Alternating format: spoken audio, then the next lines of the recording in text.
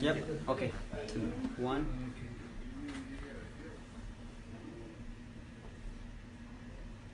Okay. Uummanni keenya bakka hundumaatti argamtan guutummaa addunyaatti Itoophiyaa keessas Ameerikaattis bakka biroottis kan argamtan ergaa ariifachiisaa yeroo ammaa kanatti wanta isinii dabarsuu barbaannu tokko qabna. Gidduu kana akkuma dhagaa jirtan siyaasni biyya keenyaa inni isaa guyyaadhaatti gara guyyaatti dabalaa jira. Miidhaan uummata keenya irra gahaa jirus mirga uummata keenyaa sarbuudhaaf yaaliin godhamaa jirus itti fufee jira.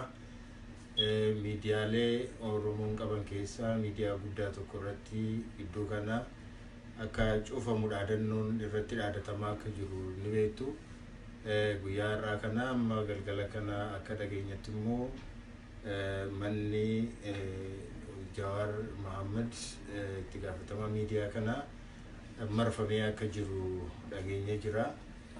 Isa dura gidduu kana keessa namoota isa eegan eegdota isaa jalaa fuudhanii eegumsa malee hambisuudhaan balaa adda addaatti saaxiluudhaaf yaaliin godhamaa akka tures quba qabna turre.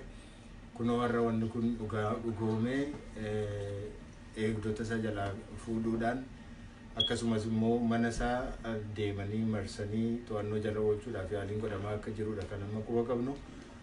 Kana uummanni keenya quba qabaatee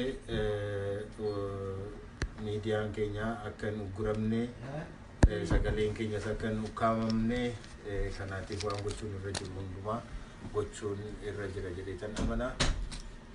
Ani yeroo ammaa kana jiru biyya keessa miti biyya Ameerikaa keessa jira. Haa ta'uutii namoonni biyya jirtan hundumtuu haala amma nu mudachaa jiru kana dammaqinaan akka hordoftan karaa kamiiniyyuu rakkoo kana ofirraa qolachuudhaaf bira akka dhaabbattan miidiyaan keenya sagaleen keenya akka hin ukkaamamne namnis garmalee akka hin butamne eegumsa akka gootaniif jedheen ergaas ni dabarsuu barbaada.